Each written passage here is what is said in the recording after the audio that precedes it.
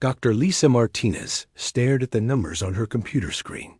She had been working for 18 hours straight, and her eyes burned from the bright light.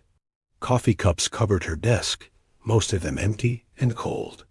The underground lab in Nevada was quiet except for the hum of machines and the soft clicking of her keyboard. "This has to work," she whispered to herself. It has to. For 3 years, Lisa had been trying to solve the biggest problem in human history. How do you travel faster than light?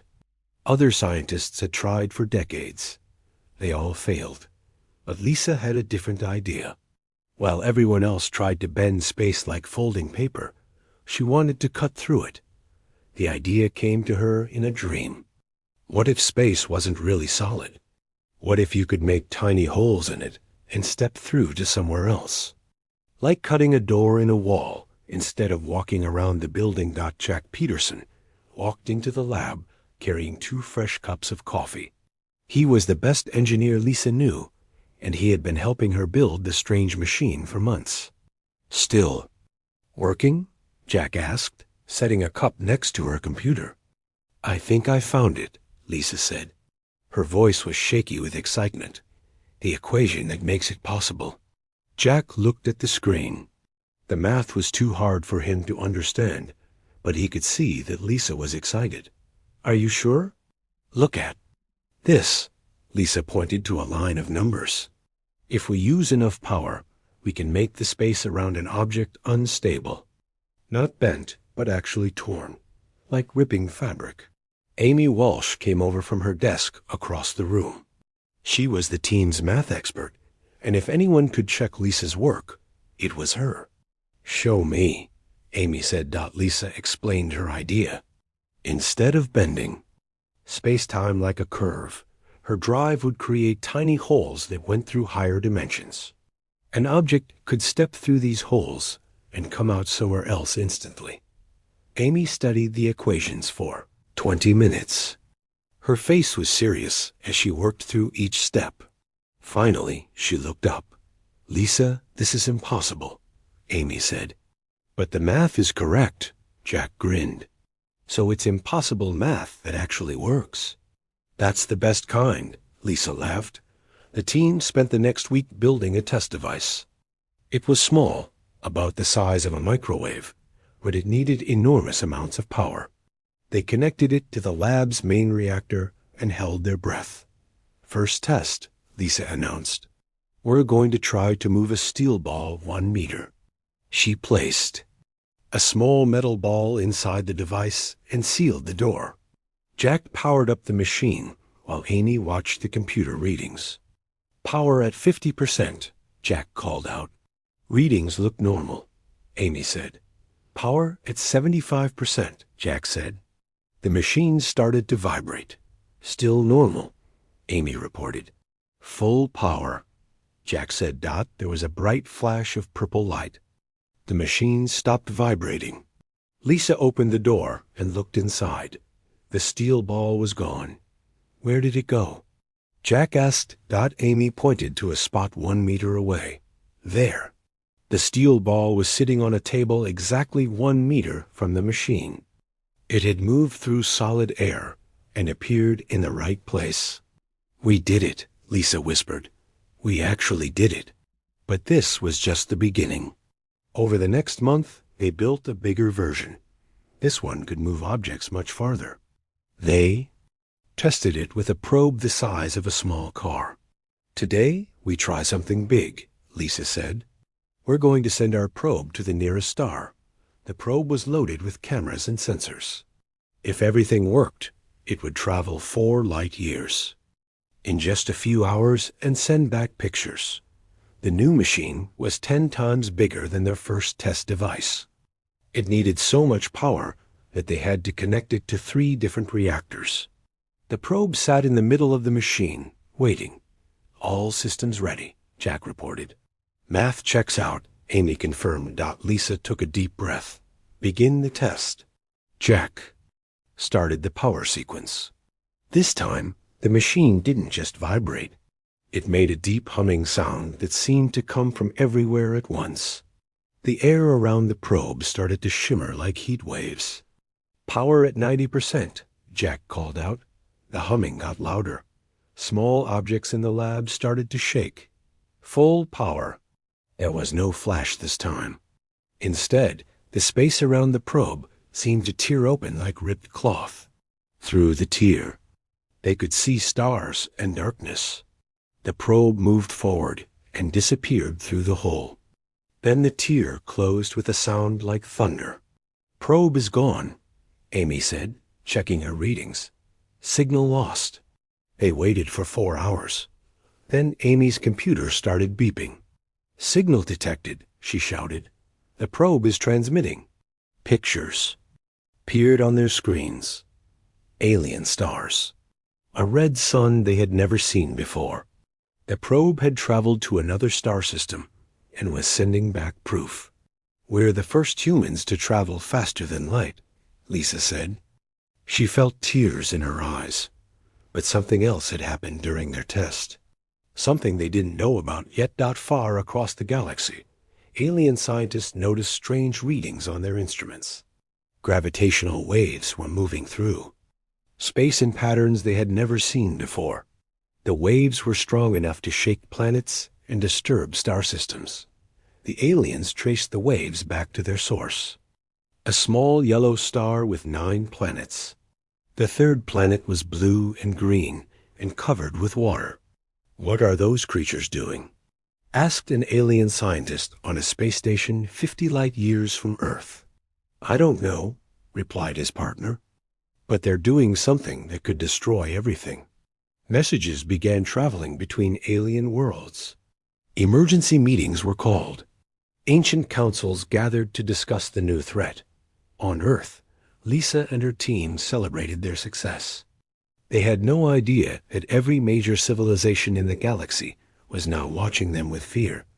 The age of human space travel had begun.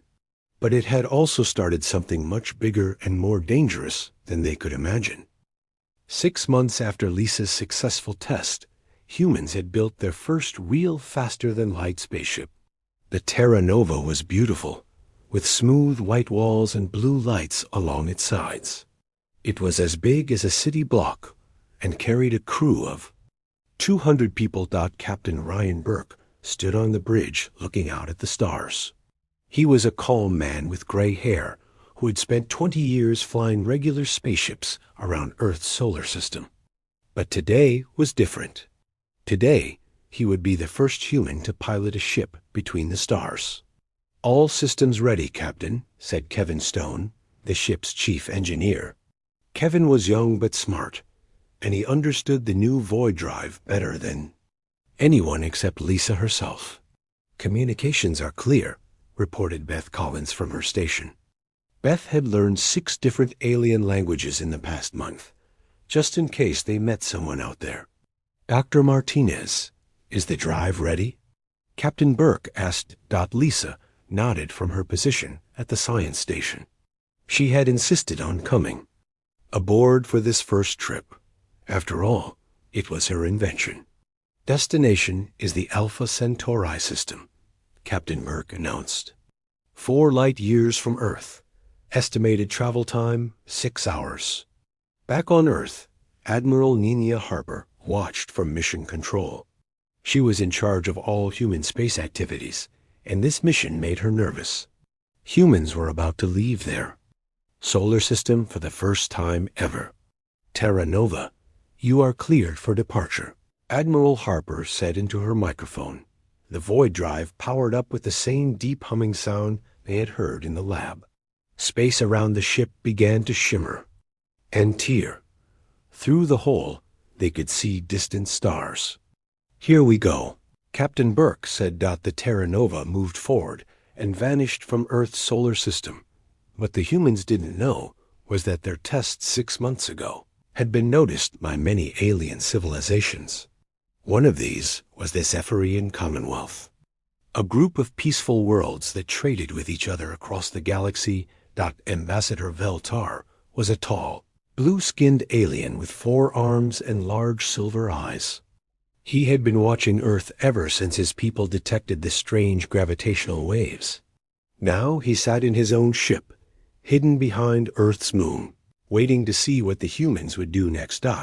When the Terra Nova disappeared into its void tunnel, Veltar-S instruments went wild. The readings showed something that made his blood run cold. The human ship wasn't just traveling through space. It was damaging space itself.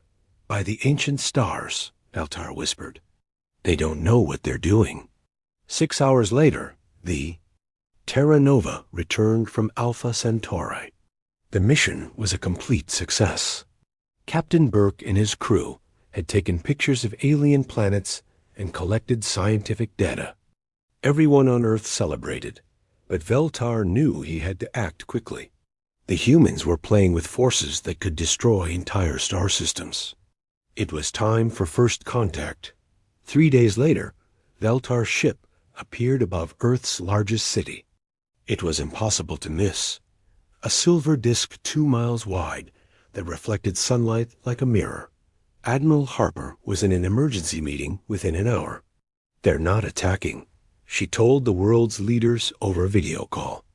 The ship is just sitting there. Have they tried to communicate? Asked the president. Yes, ma'am. They're broadcasting on every frequency we know. The message is simple. They want to talk. Beth Collins was brought to Mission Control to help translate. The alien language was musical, like singing, but she had studied it from radio signals her team had been secretly collecting. They say their leader wants to meet with our scientists, Beth reported. Specifically, the people who built our new space drive. Lisa was called to the meeting. When she arrived at Mission Control, she saw Admiral Harper talking to a hologram of the alien ambassador. Veltar was impressive in person. His blue skin had silver patterns that moved like flowing water. His forearms gestured gracefully as he spoke. Dr. Martinez, Admiral Harper said, meet Ambassador Veltar of the Zephyrian Commonwealth. He says he wants to learn about your void drive. Lisa stepped forward. Through Beth's translation, she could speak with the alien directly. Your invention is remarkable, Veltar said, but I must understand how it works. For the safety of everyone, I'd be happy to show you, Lisa replied. She was excited to meet an alien scientist. A demonstration was arranged. The Terra Nova would perform a short jump while Veltar's ship watched and recorded everything. Captain Burke took the Terra Nova to a safe distance from Earth. Veltar's ship followed, its sensors aimed at the human vessel. Beginning void drive test, Captain Burke announced. Lisa activated the drive from the science station. The familiar humming filled the ship. Space began to tear around them. On Veltar's ship, alarms started screaming. Ambassador, his science officer called out. The humans are creating subspace fractures across 12 light years. Veltar watched his instruments in horror. The human ship wasn't just making a small hole in space. It was cracking the foundation of reality itself. The damage was spreading outward like cracks in broken glass. Stop them, Veltar ordered. Signal them to stop immediately. But it was too late. The Terra Nova had already jumped and returned. To the humans, everything had gone perfectly. Excellent test, Captain Burke reported. All systems normal. Veltar's ship approached the Terra Nova. The ambassador requested an immediate private meeting with Dr. Martinez. Your technology, Veltar said when they met, it is far more dangerous than you realize. Dangerous? Lisa was confused. But it works perfectly. Yes, it works. But each time you use it, you damage the structure of space itself. The cracks spread far beyond your ship. If you make them big enough, or use the drive too often, you could tear holes that never close. Lisa felt cold fear creep up her spine. What would happen then? Star systems would be consumed. Planets would disappear. The damage could spread across the entire galaxy. Back on his ship, Veltar composed an urgent message to the Galactic Council. His four hands moved quickly across different control panels. As he wrote, "Emergency report from Ambassador Veltar, Zephyrian Commonwealth. Subject, critical threat from Sol-3 species. The humans have developed FTL technology that creates permanent subspace damage. Immediate council intervention required. This could be a galaxy-ending threat." He sent the message through the fastest communication channels available. Within hours, it would reach the council chambers on Kepler Prime. On Earth, Admiral Harper noticed that Ambassador Veltar seemed nervous after the demonstration. His musical voice had become higher and faster. His silver patterns moved more quickly across his blue skin. "Is everything all right, Ambassador?" she asked. "Yes, of course," Veltar replied, but his large eyes looked worried. "I simply need to discuss your remarkable technology with my people." That night, as Earth celebrated its successful demonstration to an alien species, Veltar's message was causing panic in the highest levels of galactic government. The Galactic Council was about to face the biggest crisis in its 1,000-year history, and the humans who had caused it had no idea what was coming. On the planet Kepler Prime, in the center of the galaxy, stood a building unlike any other. The council hall was made of crystal that changed colors with the light of 3 different suns. Inside, representatives from 47 different worlds gathered for emergency meetings that could decide the fate of entire civilizations. Council President Tisara was an ancient being whose people had been traveling between stars for over 10,000 years. Her skin looked like moving starlight, and her voice could speak in frequencies that most species couldn't even hear. Today, she was more worried than she had been in centuries. "We face a crisis," she announced to the assembled representatives. "A young species has developed technology that threatens the stability of space itself." The great chamber fell silent. Representatives from dozens of different worlds looked at each other with concern. Some had tentacles, others had wings, and a few were made of pure energy contained in metal suits. But they all understood the seriousness of what they were hearing. Veltar stood up from his seat. His blue skin was pale with worry as he activated a holographic display. "I have observed the humans of Sol-3 directly," he said. "Their void drive technology tears holes in the fabric of reality. Each use creates damage that spreads across multiple star systems." The hologram showed recordings from the Terra Nova's demonstration. To most species, it looked like normal FTL travel. But the scientific readings told a different story. "The subspace fractures extend 12 light years from their ship," Veltar continued. "If they continue to improve this technology, the damage could become permanent." War Commander Kethrak of the Draknari Empire slammed his armored fist on his desk. The Draknari were a warrior species who had conquered dozens of worlds before joining the council. Kethrak was 8 feet tall, covered in red scales, and had never met a problem he couldn't solve with violence.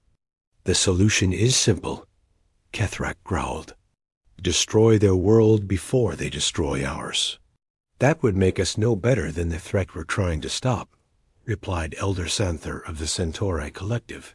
Santher was old even by the standards of his long-lived people. His gray skin was covered in intricate tattoos that told the history of his species. He had been a diplomat for over 300 years. "The humans don't know what they're doing," Santher continued. "They're like children playing with fire. We should teach them, not destroy them." A representative from the Ethereal Conclave floated forward. The Ethereals were beings of pure thought who had given up physical bodies millions of years ago. When they spoke, their words appeared directly in everyone's mind. "The calculations are disturbing," the Ethereal communicated. "If the humans increase their drive power by just 50%, they could create a permanent rift. If they double it, the rift could consume their entire star system." President Tisara called for order as arguments broke out across the chamber. Some representatives wanted immediate military action. Others demanded diplomatic contact. A few suggested simply hiding and hoping the humans would destroy themselves before anyone else got hurt. Meanwhile, on Earth, Dr. Lisa Martinez had no idea that her invention was being discussed by the most powerful beings in the galaxy. She was in her lab, working on improvements to the Void Drive with her research assistant Tony Adams and security chief Greg Sullivan. "Look at these power readings," Lisa said excitedly. "If we increase the energy input by 60%, we can triple the range of the drive." Tony, a young scientist fresh out of college, looked at the numbers with admiration. "That would let us reach the other side of the galaxy in just a few days." Greg Sullivan was a former military officer who was supposed to keep the lab secure, but he had become fascinated by the science behind the Void Drive. "What about safety limits?" he asked. "The math says it's perfectly safe," Lisa replied. "The void tunnels are self-stabilizing. The bigger we make them, the more stable they become." She was wrong, but she had no way of knowing that. Human science was thousands of years behind the rest of the galaxy. They understood how to make the Void Drive work, but they didn't understand the long-term consequences. Back on Kepler Prime, the council had been debating for 6 hours. Finally, President Tisara called for a vote on 3 options. "Option 1, she announced, "immediate military intervention to stop human FTL research." Kethrak and 12 other representatives raised their hands. "Option 2, complete technological quarantine of the Sol system. No contact, no interference. Let them solve their own problems." 8 representatives voted for this option. Option 3, diplomatic contact to guide the humans toward safer technology. 26 representatives raised their hands, including Veltar and Elder Santher. "The motion passes," President Tisara declared. "We will attempt diplomatic contact with the humans." Elder Santher was chosen to lead the diplomatic mission. His people had successfully negotiated peace treaties with dozens of different species. If anyone could convince the humans to change their technology, it would be him. "I will take a full diplomatic convoy," Santher said. "We must show the humans that we come in peace, but also that we represent a powerful alliance." "I request permission to escort the diplomatic mission," Kethrak said, standing up. "For security purposes." Several representatives objected, but President Tisara allowed it. "You may position a small fleet at the edge of the Sol system, but you will not enter unless the diplomatic mission is threatened." Kethrak smiled, showing rows of sharp teeth. "Of course. Purely for security." As the council session ended, Elder Santher began preparing for the most important diplomatic mission of his career. He selected his best translators, cultural specialists, and scientists. The convoy would include 5 ships, all designed to look peaceful but equipped with powerful defensive systems. What Santher didn't know was that Kethrak was preparing his own fleet. The war commander had convinced his superiors that the humans represented an immediate threat. He would follow the diplomatic convoy with 30 warships, ready to attack at the first sign of trouble. On Earth, Lisa made another breakthrough. Working late into the night, she discovered a way to make the Void Drive even more efficient. "Tony, look at this," she called out. "If we modify the containment field, we can create permanent void rifts that stay open for hours." "Permanent rifts?" Tony asked. "What would we use those for?" "Imagine instant travel between star systems," Lisa explained. "Like having doorways between different worlds. We could build a network of rifts that connect the entire galaxy." Greg Sullivan felt a chill run down his spine. Something about permanent rifts sounded dangerous, but he couldn't explain why. "Maybe we should test this more carefully," he suggested. "Don't worry," Lisa said. "I've run the calculations 100 times. It's perfectly safe." 3 days later, Elder Saunther's diplomatic convoy left Kepler Prime. The ships were beautiful, with smooth curves and silver hulls that reflected starlight like mirrors. They traveled at normal FTL speeds, taking their time to plan their approach to Earth. One day behind them, Kethruck's war fleet followed in darkness. The Draknari ships were black and angular, designed to strike fear into their enemies. Kethruck sat on the bridge of his flagship, watching the stars and planning for war. "War Commander," his tactical officer reported, "our spies confirm that the humans are continuing to improve their void drive technology." "Good," Kethruck replied. "That gives us justification for what comes next." On Earth, Admiral Nina Harper received a message that changed everything. Long-range sensors had detected multiple alien fleets approaching the solar system. Some appeared peaceful, but others looked like warships. "Get me Dr. Martinez immediately," Admiral Harper ordered, "and start preparing our defenses. I think we're about to have visitors." The age of innocence was ending for humanity. Soon they would learn that their greatest achievement might also be their greatest mistake. Elder Saunther's diplomatic convoy appeared at the edge of Earth's solar system, like silver stars against the darkness. His 5 ships moved slowly and carefully, broadcasting peaceful messages in every language they knew. On Earth, President Lavra Kim sat in the emergency meeting room with her top advisors. The room was deep underground, protected by thick concrete and steel. Around the table sat Admiral Nina Harper, Defense Secretary Matt Rodriguez, and Dr. Carol Stevens, the President's science advisor. 5 alien ships moving toward Earth at normal speed, Admiral Harper reported. "They're broadcasting messages of peace, but our translators are still working on the language." "What about the other fleet?" President Kim asked. "Still there, hiding behind Jupiter. We count at least 30 ships, and they look like warships." Defense Secretary Rodriguez leaned forward. He was a former general who had spent his whole career preparing for war. This could be a classic military tactic. "Send diplomats to distract us while the real fleet gets into position." Dr. Stevens shook her head. "The peaceful ships are clearly different from the war fleet. I think we really are dealing with 2 separate groups." President Kim made her decision. "We'll meet with the diplomats, but keep our defenses ready." 6 hours later, Elder Saunther's ship landed at the United Nations building in New York. The alien diplomat was impressive to see in person. His gray skin was covered in moving tattoos that seemed to tell stories. His eyes were large and wise, and when he spoke, his voice was calm and musical.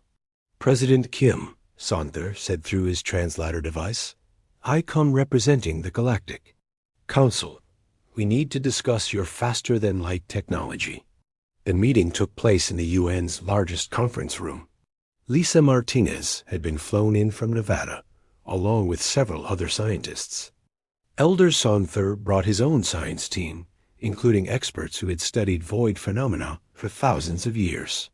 "Your void drive technology is remarkable," Saunther began, "but it is also extremely dangerous. Each time you use it, you damage the structure of space itself." Lisa felt confused. "But our tests show that the void tunnels close completely after use." One of Saunther's scientists activated a holographic display. It showed the space around Earth, but with layers that human instruments couldn't detect. "Look here," the alien scientist explained. "Each time your ships travel, they leave invisible cracks in subspace. These cracks are spreading throughout your solar system." Dr. Stevens studied the display with growing alarm. "You're saying that every time we use FTL travel, we're weakening the fabric of space?" "Exactly," Saunther replied. "And if the cracks become large enough, they could create permanent tears that consume everything around them." Defense Secretary Rodriguez stood up suddenly. "Wait a minute. You're telling us to stop using our most important technology." How do we know this isn't just a trick to keep humanity from exploring the galaxy? Secretary Rodriguez, President Kim said quietly. Please sit down. But Rodriguez was angry. These aliens show up with a war fleet, then tell us our technology is dangerous. It sounds like they're trying to scare us into giving up our only advantage. Elder Santher raised his hands peacefully. We understand your suspicion, but please, let us show you the true danger. At that moment, Dr. Martinez received an urgent message on her phone. It was from her lab in Nevada. I'm sorry, Lisa said, but I need to take this call. It's about our latest test. She stepped outside the conference room and spoke with Tony Adams, who was back at the lab. Dr. Martinez, Tony said excitedly. We did it. The permanent void rift is working perfectly. We can keep a portal open for hours now. Lisa felt a chill run down her spine. Tony shut down the test immediately. What? But it's working great. Captain Burke is taking the Terra Nova through right now to test the stable portal. Shut it down now, Lisa shouted, but it was too late. In space near Earth's moon, Captain Burke piloted the Terra Nova through, Lisa's newest creation, a permanent void rift that stayed open like a doorway between star systems. The rift was beautiful, swirling with purple and silver light. This is amazing, Burke told his crew. It's like flying through a tunnel of stars. But engineer Steve Parker was watching his instruments with growing worry. Captain, I'm seeing some strange readings. The rift is pulling in debris from around us. Navigator Kelly Wright pointed out the window. Look at those asteroids. Small asteroids near the rift were being drawn toward it, like metal to a magnet. As they touched the edge of the rift, they simply disappeared. The rift is growing, Parker reported. It's feeding on matter and getting bigger. Shut down the void drive, Burke ordered. I'm trying, but it's not responding. The rift has become self-sustaining. Back on Earth, Elder Santher felt his translator device buzzing with emergency alerts. His ship was detecting massive subspace disturbances near Earth's moon. What have you done? He asked Lisa, who had just returned to the conference room. Looking pale. We tested a permanent void rift, Lisa admitted. But something went wrong. Defense Secretary Rodriguez pointed an accusing finger at Santher. This is too convenient. You show up warning us about our technology, and suddenly our test goes wrong. You sabotaged us. We did nothing, Santher protested. This is exactly what we came to prevent. Hidden behind Jupiter, War Commander Kethrak watched the expanding void rift through his ship's sensors. To his military mind, it looked like a weapon test. They're testing a planet-killer weapon while pretending to negotiate, he told his officers. This proves they're hostile. What are our orders, War Commander? His tactical officer asked. Signal the fleet. We attack now, before they can use that weapon against us. 30 Draknari warships left their hiding place behind Jupiter and flew toward Earth at maximum speed. Their black hulls gleamed with weapon systems charging for battle. On Earth, Admiral Harper's defense center exploded with alarms. Admiral, her communications officer shouted. The alien war fleet is moving. They're heading straight for us. Battle stations, Harper ordered. Launch all available ships. Captain Chris Morgan, commander of Earth's newest warship, New Frontier, received the alert in his quarters. Within minutes, he was on his bridge, leading Earth's small but determined defense fleet toward what looked like an invasion. All ships, this is Admiral Harper, came the voice over the radio. We are facing an alien attack force. Protect Earth at all costs. The Terra Nova was still trapped near the growing void rift, which had now consumed dozens of asteroids and was pulling in larger debris. Captain Burke and his crew watched helplessly as Earth's defense fleet and the alien warships moved toward. Each other. We have to stop this, Burke said. This is all a misunderstanding. Engineer Parker looked at his readings. Captain, if we can't shut down this rift soon, it might consume the entire solar system. On the planet's surface, President Kim watched the developing space battle with horror. Elder Santher stood beside her, equally shocked. This was not supposed to happen, Santher said sadly. We came in peace. Can you call off your warships? President Kim asked. They're not ours, Santher replied. They belong to a faction that wanted military action from the beginning. Defense Secretary Rodriguez drew his sidearm and pointed it at the alien diplomat. You planned this whole thing. Secretary Rodriguez, stand down. President Kim ordered. But the damage was done. Earth and the galaxy were now at war, all because of a terrible misunderstanding. And somewhere near the moon, a void rift continued to grow, threatening to consume everything in its path. The next few hours would determine whether humanity survived its first contact with galactic civilization, or whether both species would be destroyed by the very technology that was supposed to bring them together. A space battle erupted around Jupiter as Earth's defense fleet met the charging Draknari warships. Laser beams and plasma bolts lit up the darkness between the planets. Captain Chris Morgan's New Frontier led the human ships in a desperate fight against an enemy they didn't understand. Enemy ships are more advanced than ours, Morgan reported to Admiral Harper. But we're not giving up. Near Earth's moon, the void rift continued to grow larger. It had consumed hundreds of asteroids and was now pulling in pieces of space debris from across the solar system. Captain Burke and his crew on the Terra Nova were trapped, unable to escape the rift's pull. The rift is now 3 miles wide.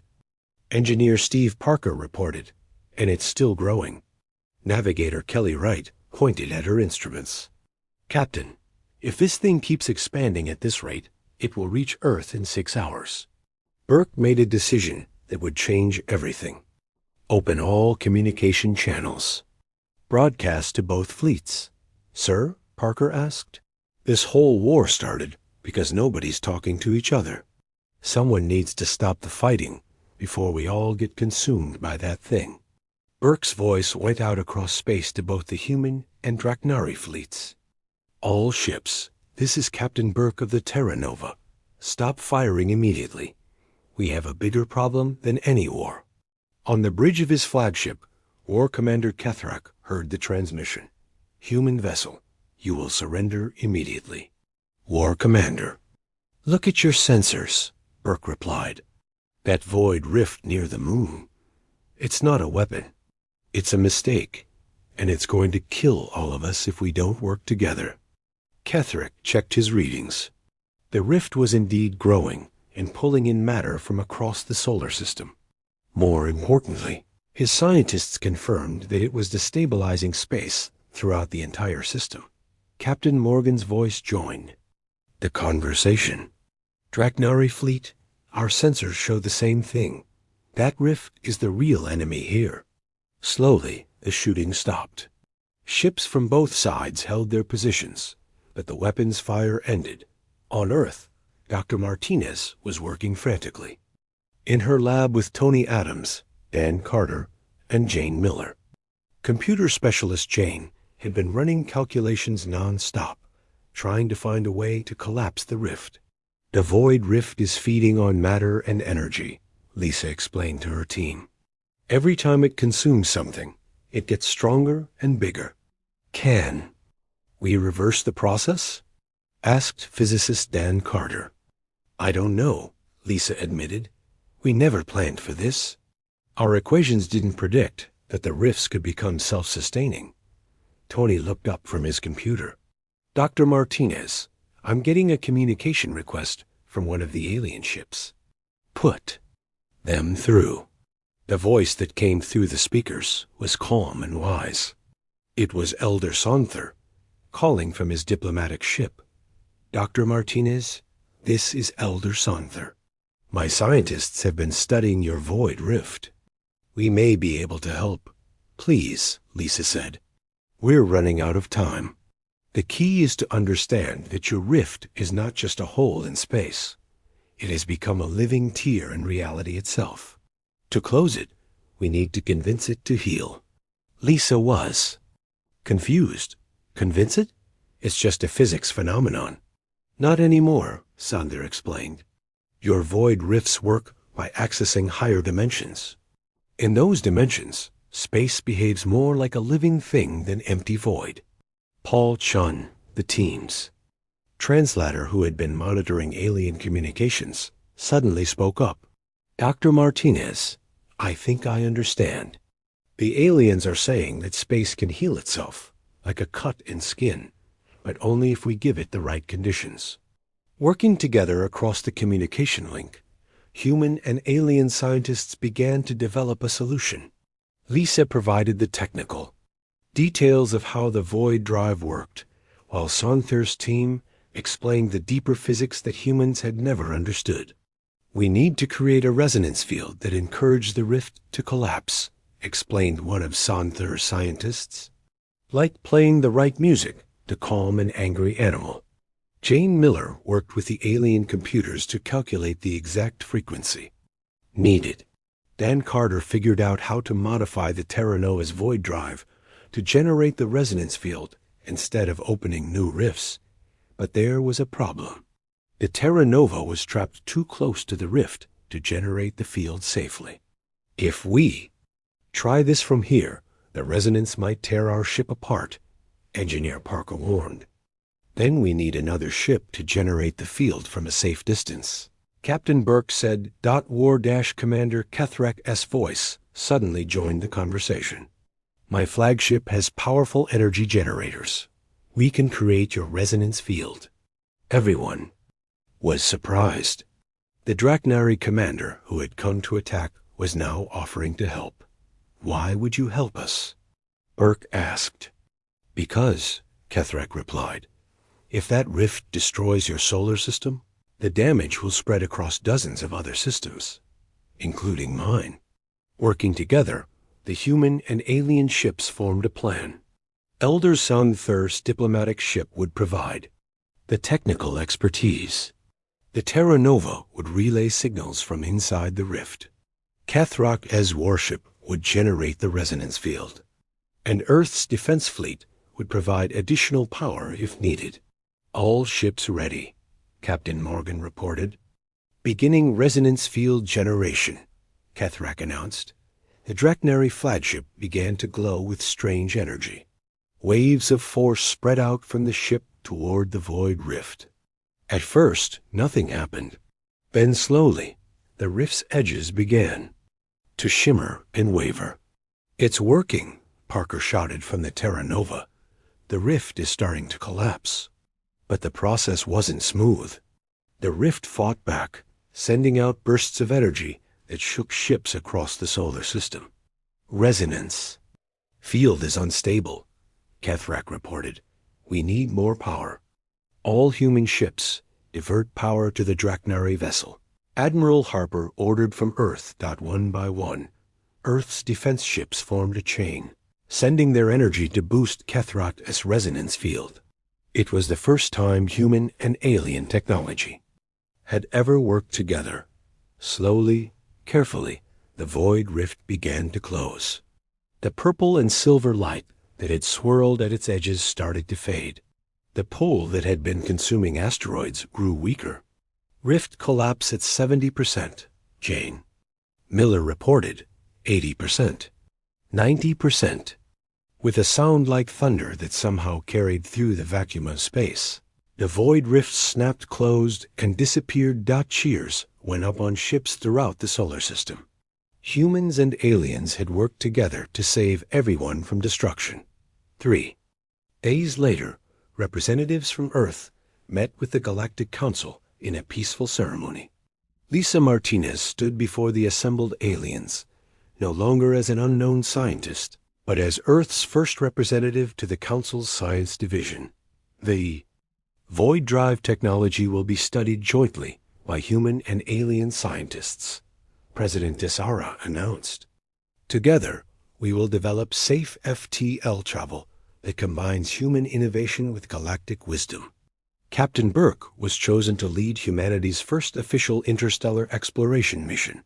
His new ship would use hybrid technology that was both faster and safer than the original Void drive. War Commander Kethrak, surprisingly, became one of Earth's strongest supporters on the Council. Any species brave enough to risk everything for scientific discovery deserves our respect, he declared. Elder Soundthir smiled as he watched the ceremony. The crisis that could have destroyed the galaxy had instead brought together two very different species. Humans had learned their greatest strength. Their willingness to take risks needed to be balanced with wisdom and caution. And the galaxy had learned that sometimes the most dangerous discoveries could lead to the most wonderful partnerships. Years later, when children across the galaxy learned about the day humans almost tore apart reality itself, they also learned about the day that courage and wisdom worked together to heal the damage and build something better than either species could have achieved alone. Admiral Carl Henderson stood on the bridge of the UE's Colossus and looked out at the stars. The massive warship stretched 5 kilometers from front to back. It was the biggest ship humans had ever built. Carl had spent 3 years learning every part of this giant vessel. Now he commanded 50,000 people who lived and worked inside its metal walls. The bridge was quiet this morning. Only the soft hum of computers filled the air. Carl walked to the main viewing window and watched space drift by. The Colossus moved slowly through the dark between stars. Its huge engines pushed the ship forward like a mountain floating through nothing. Dr. Nina Grant sat at her station near the back of the bridge. She was the ship's expert on alien life. For 2 years, she had been listening to space, hoping to find signs of other living things. Her screens showed nothing but empty darkness and distant stars. Nina had almost given up hope of finding anything interesting. Then her computer made a beeping sound. Nina looked at her screen and saw something new. A small dot appeared on her display. She pressed buttons to get more information. The dot grew bigger on her screen. Nina's eyes went wide. "Admiral Henderson," she called out. "I think you need to see this." Carl walked over to Nina's station. Other people on the bridge turned to listen. Pete Collins, the navigation officer, left his post to look at Nina's screen. Victoria Stone, the chief tactical officer, also came. "Over. What do you have, Doctor?" Carl asked. Nina pointed at her screen. "There's something out there. Something big. It's moving toward us from deep space." Carl looked at the screen. He saw a dot that looked like a star, but it was moving. Stars did not move like that. "How big is it?" Carl asked. Nina pressed more buttons. Numbers appeared on her screen. She read them twice to make sure they were right. "Admiral, this thing is huge. Much bigger than our ship. Maybe 10 times bigger." Pete Collins checked his own screens. "It's moving fast, too. Coming from outside our solar system. If it keeps going the same way, it will reach the outer colonies in 6 days." Carl felt his heart beat faster. The outer colonies were home to millions of people. They had farms and mines and cities. If something dangerous was heading that way, Carl needed to stop it. Captain Danny Walsh walked onto the bridge. He was Carl's second in command and ran the day-to-day work on the ship. Danny looked at the worried faces around Nina's station. "What's going on?" Danny asked. Carl pointed at the screen. "We have an unknown object heading toward the colonies. It's big and moving fast." Danny studied the numbers on Nina's screen. He had been in space for 20 years and had never seen anything like this. Could it be natural? Maybe an asteroid or comet? Nina shook her head. "No, the shape is wrong. And it's moving too straight." This thing is following a path, like it knows where it wants to go. Victoria Stone checked her weapons. Systems. All the guns and missiles on the Colossus were working perfectly. But she wondered if their weapons would be enough against something so large. "Admiral," Victoria said, "should I prepare the weapons?" Carl thought for a moment. The Colossus was built to protect human space from any threat. That was why it carried so many guns and had such thick armor. But Carl hoped he would never have to use those weapons against living creatures. "Not yet," Carl said. "First, we need to know what we're dealing with." Pete Collins worked at his station, calculating the best way to intercept the unknown object. "Admiral, if we change course now, we can meet this thing in 3 days. That would put us between it and the colonies." Carl nodded. "Do it. Set course." To intercept, the bridge crew started working. Pete told the engine room to change direction. Victoria checked all the ship's defenses. Nina tried to learn more about the mysterious object. Danny coordinated everything to make sure the ship ran smoothly. Carl walked back to the viewing window. Out there in the darkness, something was coming. Toward human space. He did not know if it was friend or enemy. He did not know if it was even alive. But Carl knew his job. The Colossus was humanity's shield against the unknown dangers of space. "All hands, this is Admiral Henderson." Carl spoke into the ship's communication system. His voice reached every person on the giant vessel. "We have detected an unknown object approaching our colonies. We are changing course to investigate. All departments should prepare for possible contact with non-human intelligence." Around the ship, 50,000 people heard the announcement. Some felt excited. Some felt scared. All of them knew they were about to make history. Nina continued studying her screens. The object was still too far away to see clearly, but she could tell it was artificial. Someone or something had built it. This meant humans were not alone in the universe. "Admiral," Nina said quietly, "I think we're about to meet our first aliens." Carl looked at the dot on Nina's screen. In 3 days, the Colossus would reach that object. Carl hoped the meeting would be peaceful. But if it was not, his massive warship was ready for anything. The great ship turned in space, its engines burning bright against the stars. The Colossus was going to meet the unknown, carrying the hopes and fears of all humanity in its metal hull. 3 days later, the U.S. Colossus slowed down as it came close to the unknown object. Admiral Carl Henderson stood on the bridge, watching the main screen as their target grew larger. What he saw made him catch his breath. The object was not a ship like anything humans had ever built. It looked more like a giant flower floating in space. Curved walls grew outward like petals, and soft lights glowed from inside. The whole thing seemed to be alive, pulsing gently like a heart-beating dot. Dr. Nina Grant stared at her readings in amazement. "Admiral, this thing is incredible. It's not made of metal or plastic. The hull appears to be some kind of living material, like coral or bone, but much stronger." Pete Collins checked the size measurements again. "It's 15 kilometers long and 12 kilometers wide.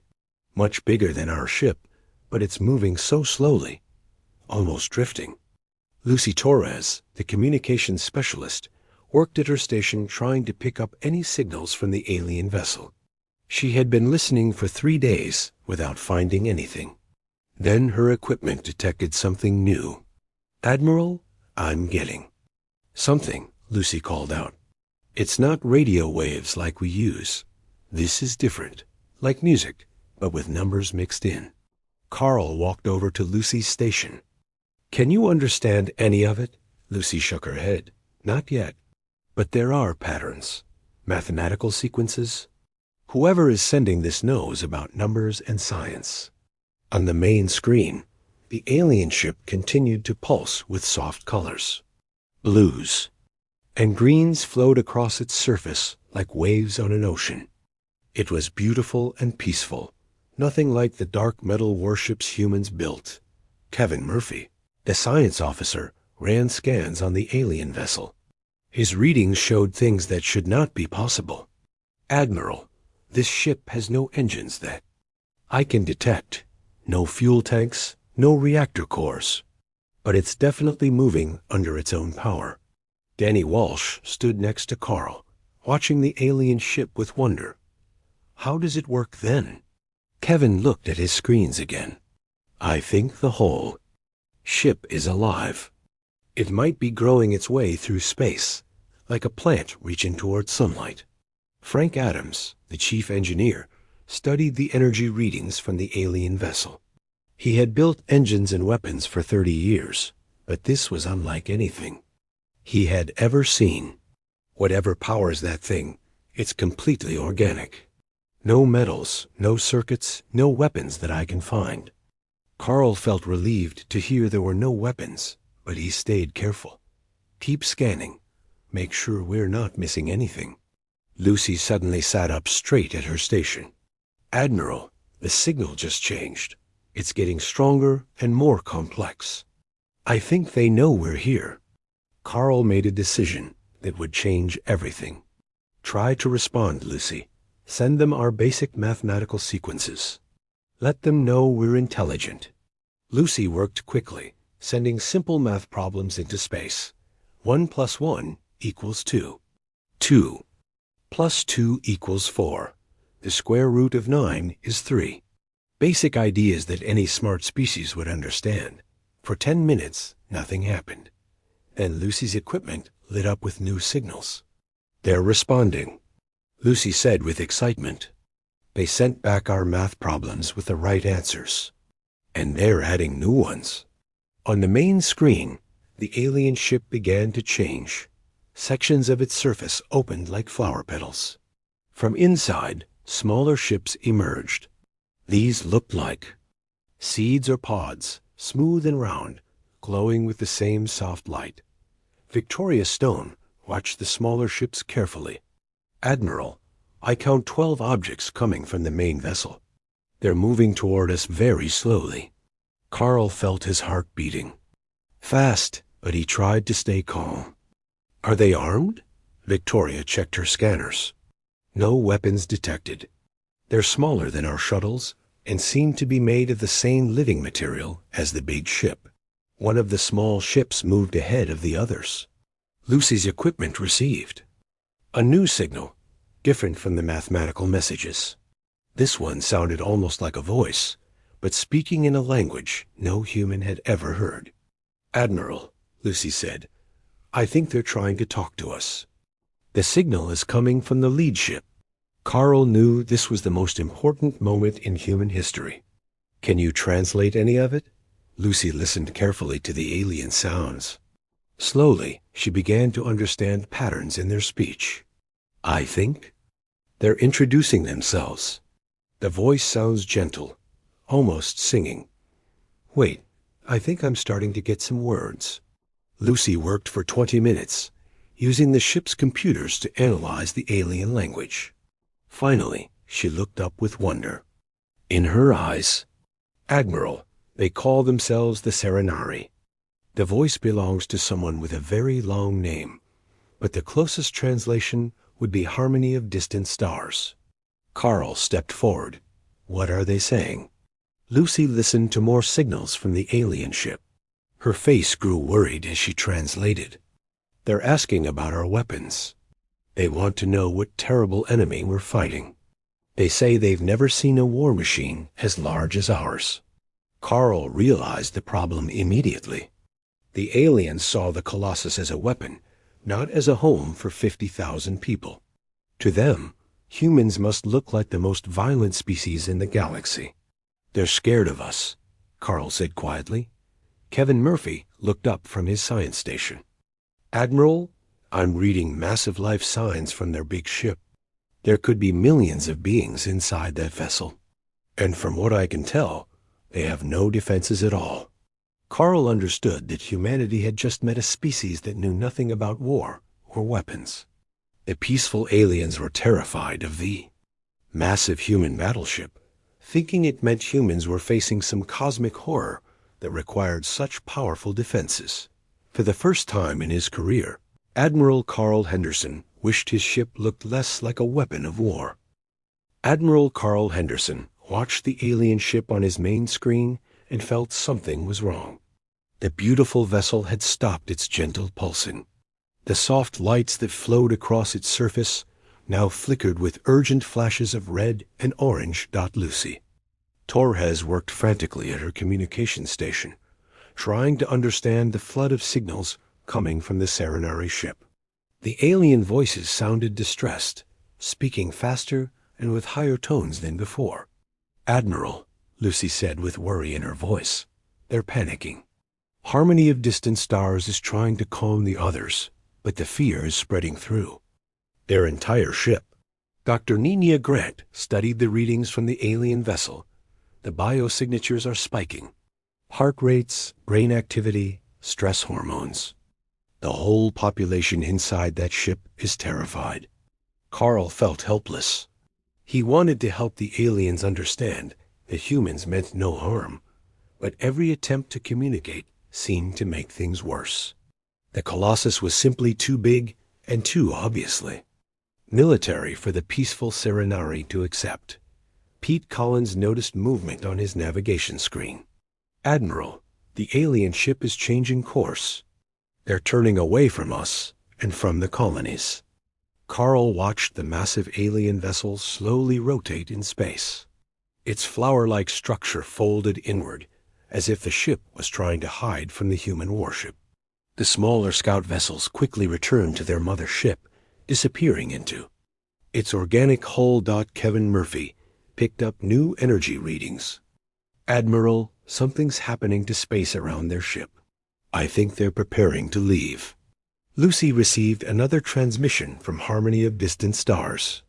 The alien's voice sounded sad and frightened as Lucy translated. "They're saying, 'Goodbye, Admiral. They think we're guarding this area against some terrible enemy, and they don't want to disturb our war preparations.'" Carl stepped forward. "Tell them we're not at war. Tell them we want to be friends." Lucy tried to send that message, but the alien responses showed they did not believe it. To the Serenari, no peaceful species would build a ship like the Colossus, unless they faced the most dangerous enemies in the universe. Frank Adams detected energy building up in the alien ship's living hull. "Admiral, they're powering up some kind of travel system. If they leave now, we may never see them again." Then Helen Price, the security chief, spotted something new on the long-range sensors. "Admiral, we have multiple contacts approaching from deep space. More alien ships, coming fast." Carl felt his heart sink. If more alien ships arrived while the Serenari were already scared, the situation could become impossible to fix. Greg Taylor confirmed the readings from the weapons station.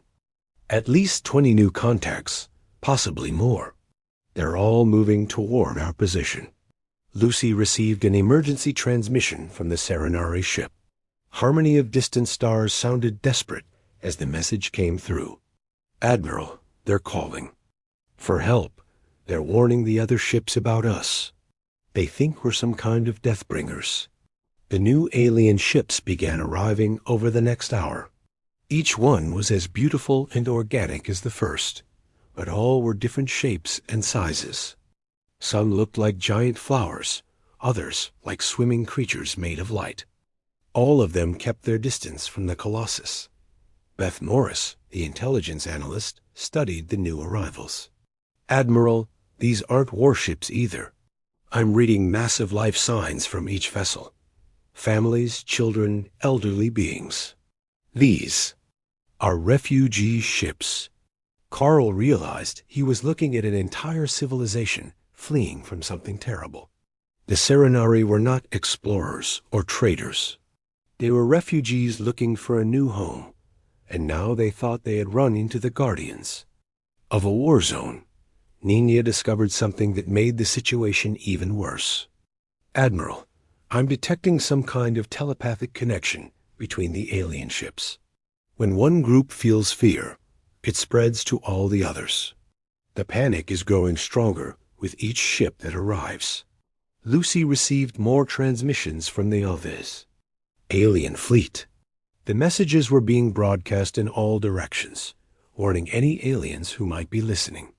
Admiral, they're sending out distress signals across multiple star systems. They're telling other species to avoid this area because of dangerous war machines. Carl felt the weight of humanity's future pressing down on him. The first contact with alien life was turning into a disaster. Instead of making friends, humans were accidentally creating enemies and spreading fear across the galaxy. Danny Walsh stood beside his admiral, watching the alien fleet arrange itself in a defensive formation. What do we do, Carl? If we move closer, they'll panic more. If we stay here, they'll think we're blocking their escape. Victoria Stone reported from her tactical station. Admiral, the alien ships have no weapons, but they're taking positions that suggest they're protecting something. There must be billions of beings in that fleet. Carl made a difficult decision. All stop. Cut engines and power down non-essential systems. I don't want them to think we're preparing to attack. The bridge crew followed orders, and the Colossus came to a complete stop in space. But the damage was already done. The alien fleet continued to spread out, with more ships arriving every few hours. Each new arrival increased the fear and made the situation worse. Lucy translated a final message from Harmony of Distant Stars. The alien leader sounded tired and sad. They're preparing to leave our galaxy entirely, Admiral. They think this whole region of space is too dangerous for peaceful beings. Carl stared at the beautiful alien fleet and knew that humanity's greatest achievement had become their greatest failure. The massive warship that was meant to protect human colonies was driving away the first aliens they had ever met.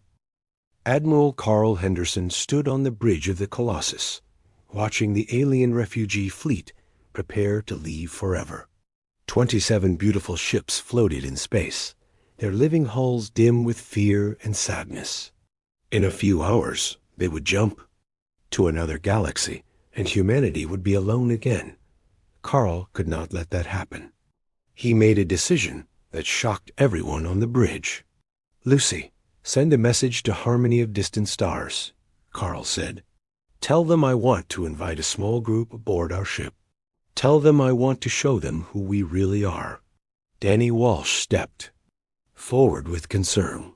Carl, that's against every security protocol we have. We don't know anything about their biology or their intentions. Carl looked at his old friend. Danny, they're running away because they think we're monsters. The only way to change that is to prove we're not. Helen Price, the security chief, shook her head. Admiral, if something goes wrong, if they're carrying diseases, or if this is some kind of trick, you could endanger the entire ship.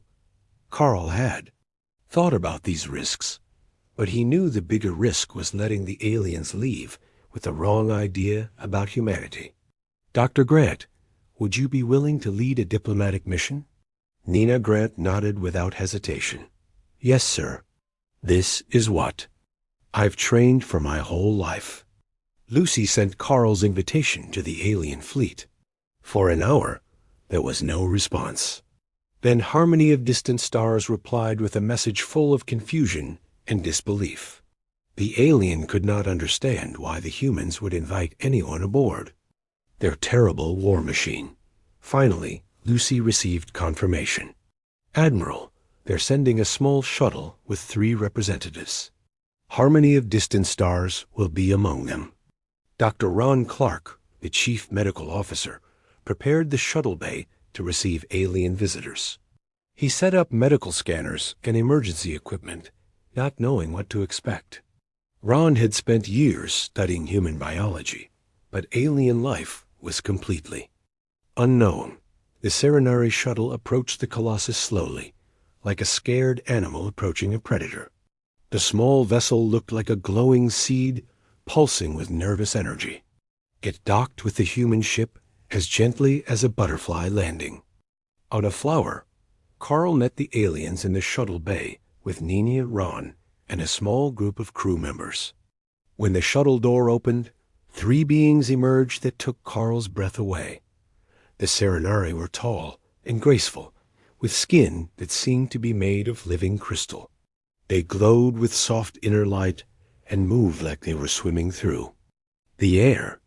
Harmony of Distant Stars was the largest, standing nearly 3 meters tall, with patterns of blue and green light flowing across its body. "Welcome aboard the Colossus," Carl said, hoping his words would translate properly. "We are honored to meet you."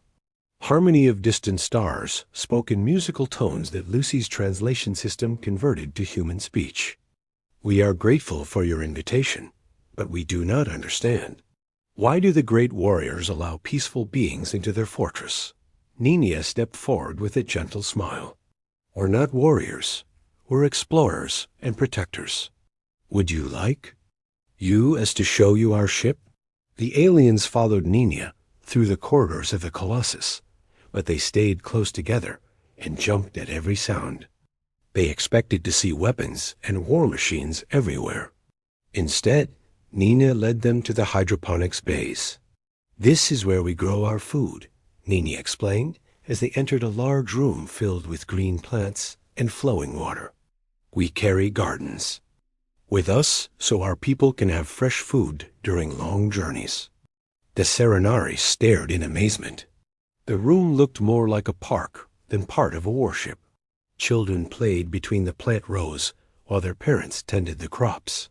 The aliens had never seen warriors who brought families and gardens into space. Nina continued the tour, showing them the schools where human children learned about science and art. She showed them the medical bays, where Dr. Clark healed sick crew members. She showed them the workshops, where artists created beautiful things to make the long space voyage more pleasant. One of the younger Serenari had been injured during their panicked flight from the human ship. Its crystal skin was cracked and dim.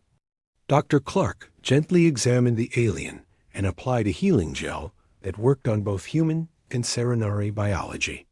"Your healer helps us even though we are strangers," Harmony of Distant Stars said with wonder. "This is not the behavior of conquerors." Mary Kim, the cultural liaison officer, showed the aliens recordings of human music, art, and literature. The Serenari were fascinated by human creativity and especially loved the music. They hummed along with simple melodies, their bodies pulsing in rhythm with the songs. As the tour continued, the aliens began to relax. They saw that the Colossus was not just a weapon. It was a city in space, home to thousands of families who had never hurt anyone.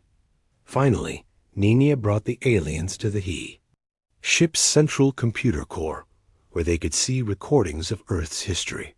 She showed them asteroids that had threatened human worlds, solar flares that could destroy entire colonies, and cosmic radiation storms that killed everything in their path.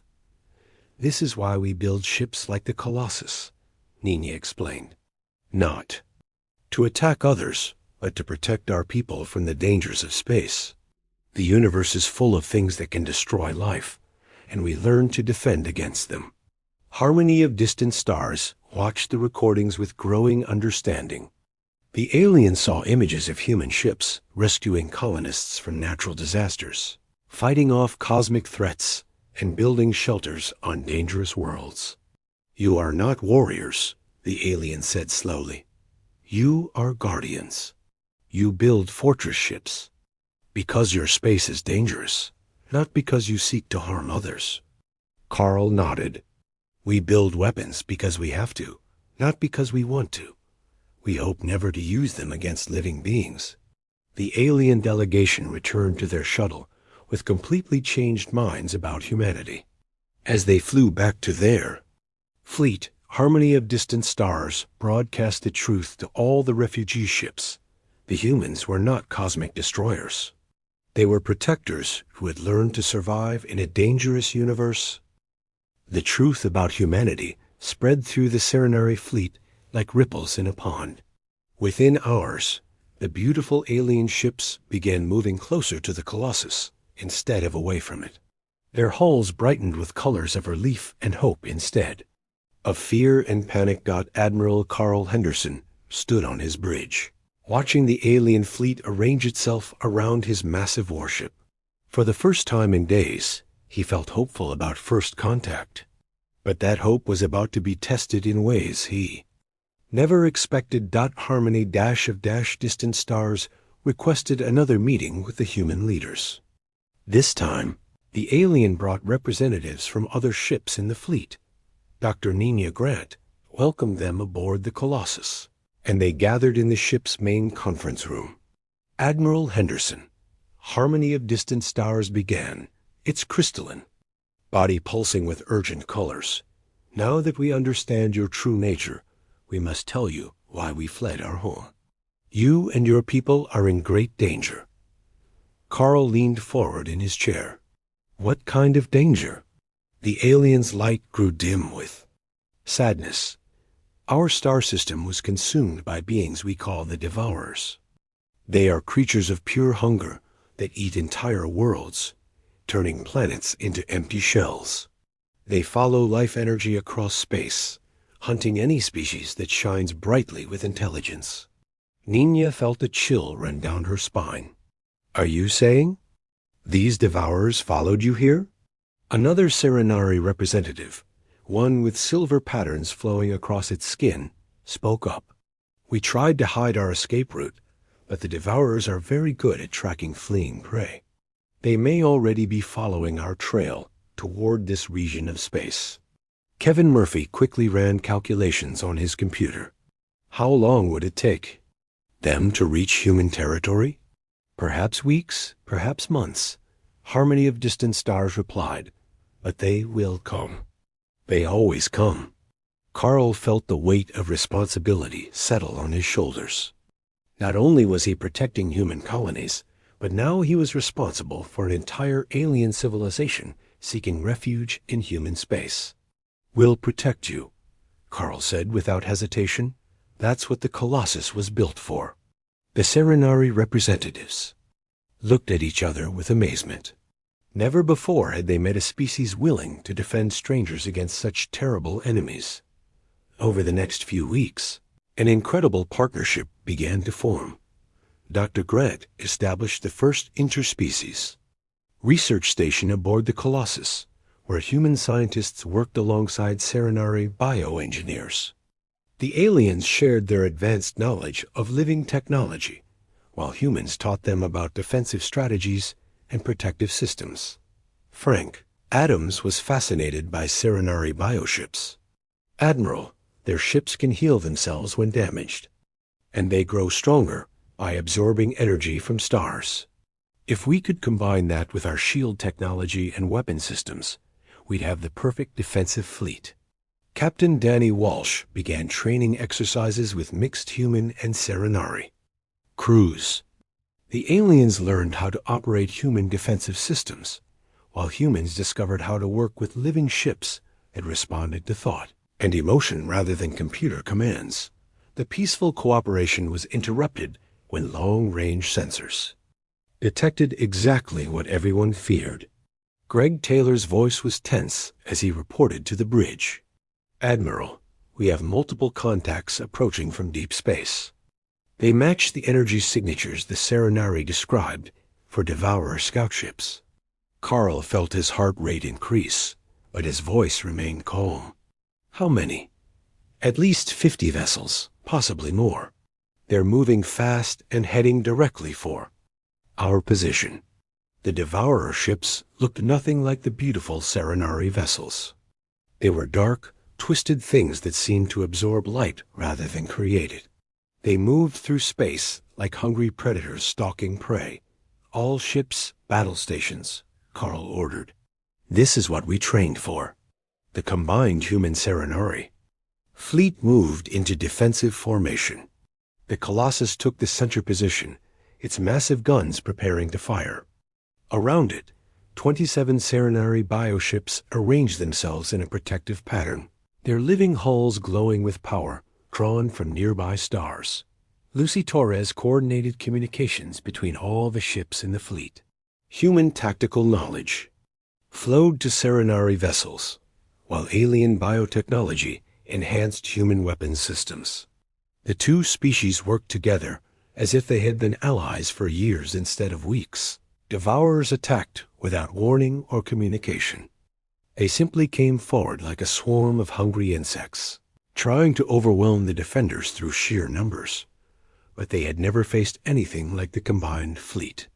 The Colossus fired its massive weapons, while Serenari ships channeled star energy into focused beams that could burn through Devourer hulls. Human shields protected the bioships, while alien healing technology repaired damaged human vessels. Victoria Stone coordinated the battle from her tactical station. Enemy formation is breaking up. They're not used to prey that fights back this effectively. The battle lasted 3 hours. When it was over, the Devourer scout fleet was destroyed or retreating. Not a single human or Serenari ship was lost, though several needed repairs. Carl stood on his bridge, looking out at the mixed fleet of human and alien vessels. The sight filled him with pride and hope for the future. Admiral, Harmony of Distant Stars, sent a message from the flagship of the Serenari fleet. Your people have given us something we thought was lost forever. Hope for the future. We pledge our biotechnology and our loyalty to the alliance between our species. Over the following months, the partnership grew stronger. Serenari colony ships settled in human space under the protection of the Colossus and other human vessels. Joint research stations developed new technologies that combined the best of both civilizations. Carl often stood at his bridge window, watching human and Serenari ships working together in space. The massive warship that had once frightened the peaceful aliens was now the symbol of protection and friendship between two very different species. Colossus continued its mission as guardian of human space, but now it protected much more than just human colonies. It had become the flagship of the galaxy's first interspecies alliance, proving that sometimes the biggest weapons make the best tools for peace.